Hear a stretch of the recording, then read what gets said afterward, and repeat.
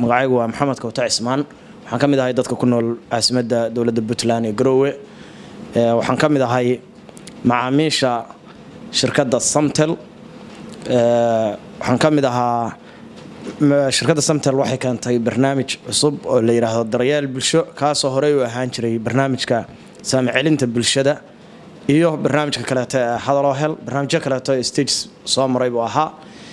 waxaan kamid ahaa bulshada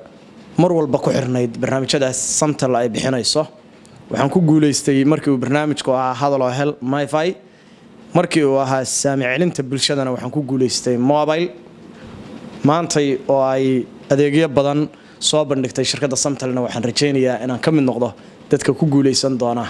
maadaama aan macaamiisha aadka ugu xiranaanahay qof walba oo reer Puntland ah waxaan kula talin lahaa si uu ugu guuleysto barnaamijyada iyo adeegyada ay mar walba soo bandhigayso shirkadda Samtel gaar ahaan kuwa hadda barnaamijkan daryeel bulsho ku jira in ay qaataan kaararka isla markaasna ay maraaneen talaabooyinka iyo shuruudaha yaryar ee ku xiran waxaan qof walba oo reer Puntland aan leeyahay in aad gaariga qasaalada dahabka iyo waxyaabaha kale ee kala duwan ee dhamaantood baan isleenahay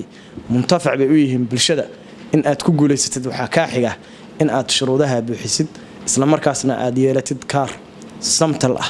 mar walbana aad ku xirnaatid aad iyo aad baad mahadsantiin assalaamu calaykum waraxmatullaahi wabarakaatuh